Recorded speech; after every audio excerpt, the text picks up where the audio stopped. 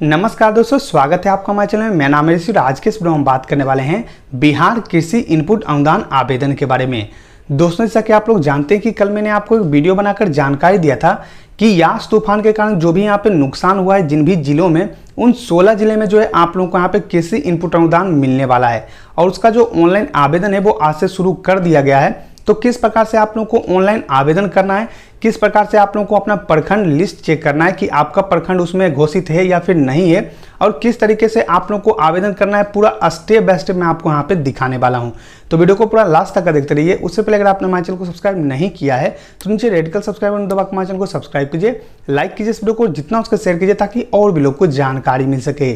चलिए शुरू करते हैं अपना आज का वीडियो। तो आवेदन करने के लिए सबसे पहले आपको करना क्या होगा दोस्तों, आपको जो इस वेबसाइट पे आना होगा। सबसे पहले आपको गूगल में टाइप कर लेना है डीबीटी एग्रीकल्चर बिहार। तो आप लोगों का जो ये वेबसाइट है मिल जाएगा। इस वेबसाइट पे सबसे पहले आपको चले आना है।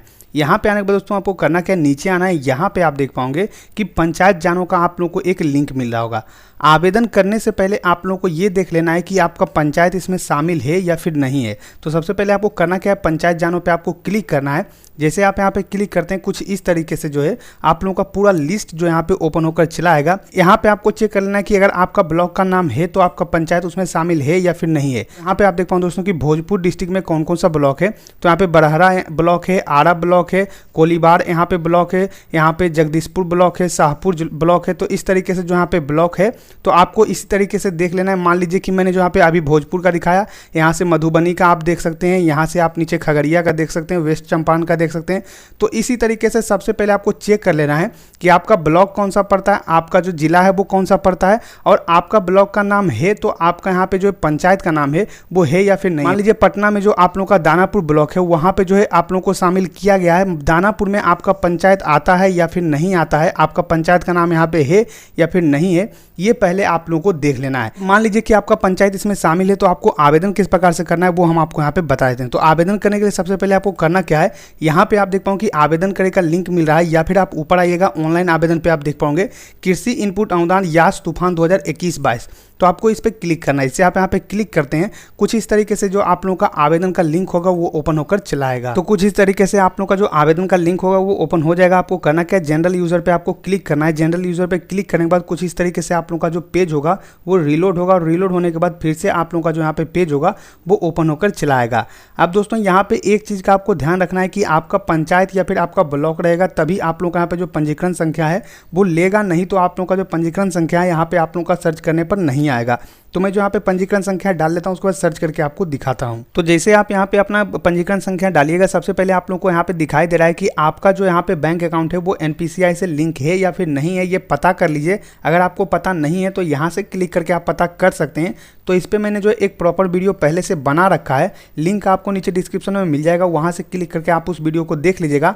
आपको पता चल जाएगा कि किस तरीके से आपको चेक करना है कि आपका बैंक अकाउंट एनपीसीआई से लिंक है या फिर नहीं है। उसके बाद आपको यहाँ पे ओके करना है। ओके करने के बाद कुछ इस तरीके से आप लोगों का जो एप्लीकेशन फॉर्म होगा वो जो यहाँ पे ओपन होकर चलाएगा। तो यहाँ पे कुछ इस तरीके से आप लोगों का जो एप्लीकेशन फॉर्म होगा ओपन होकर चलाएगा। यहाँ पे आप लोगों का जो पर्सनल डिटेल होता है वो आप लोगों का ओपन हो जाएगा। आपको यहाँ पे नीचे आना है। नीचे आने के बाद सबसे पहले यहाँ पे आप लोगों को पूछा जा रहा है कि आप लोगों के पास कितना जो है खेती करने योग्य जो है जमीन है। सबसे पहले आपको डालना है दोस्तों कि आपके पास जो है कितना कुल खेती करने योग्य है जमीन है। तो मान लीजिए कि मेरे पास जो है 200 डिसमिल यहाँ पे जो है खेती करने योग्य जमीन है। उसके बाद दोस्तों आप लोग का किसान का प्रकार यहाँ पे चयन करना है। तो इस पर क्लिक करना है, स्वयं भूधारी या फिर वास्तविक खेतियार, या फिर स्वयं भूधारी और वास्तविक खेतियार। वास्तविक खेतियार वो होते हैं दोस्तों जो यहाँ पे जो बटाईदार होते हैं, वो यहाँ पे जो है वास्तविक खेतियार के अंतर्गत आते हैं। तो मान लीजिए आपका खुद का जमीन है तो स्वयं भूधारी आप यहाँ पे कर दीजिएगा। उसके बाद यहाँ पे आप लोगों का क्षति का कारण, तो इसमें एक ही आप लोगों का आएगा, इसको आपको यहाँ पे जो है टिक कर देना है। टिक करने के बाद सबसे पहले आप लोगों को ये तीनों फिल कर लेना है। अब दोस्तों यहाँ पे आप लोगों का पूछा जा रहा है कि किसान का प्रकार, यहाँ पे ऑटोमेटिक आ जाएगा। फसल का नाम यहाँ पे पूछा जा रहा है कि आपने जो फसल लगाया था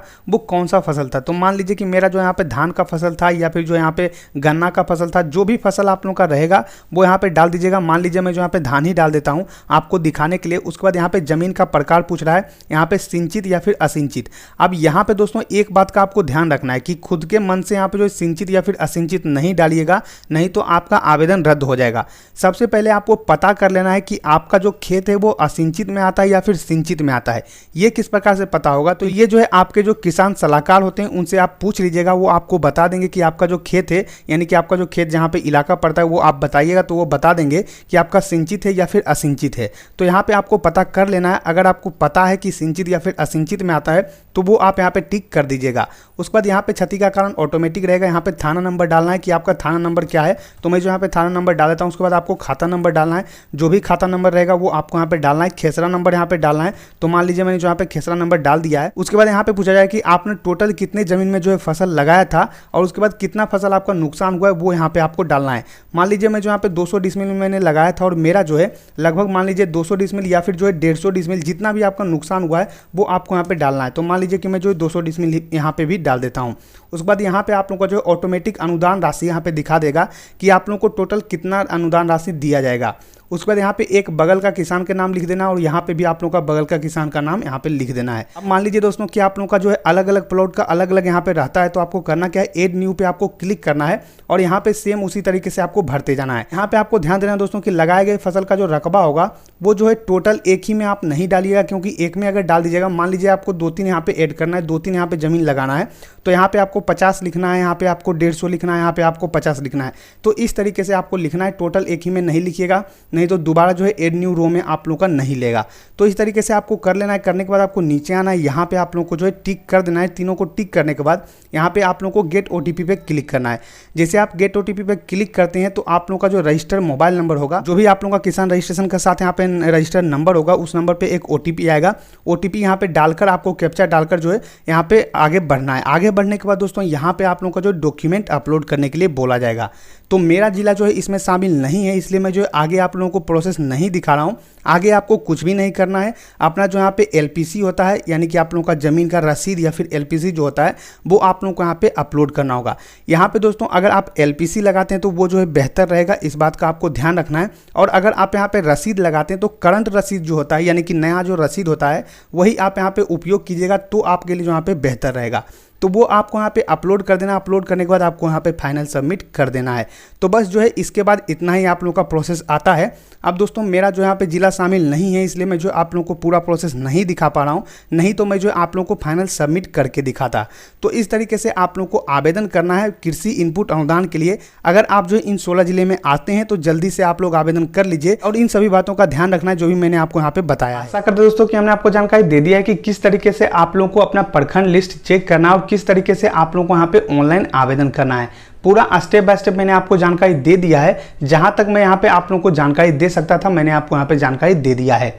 आशा करते हैं कि आपको वीडियो पसंद आया होगा। अगर ये वीडियो पसंद आया तो लाइक कीजिए इस वीडियो को, सब्सक्राइब कीजिए हमारे चैनल को, साथ ही शेयर कीजिए इस वीडियो को ताकि और भी लोग को जानकारी मिल सके।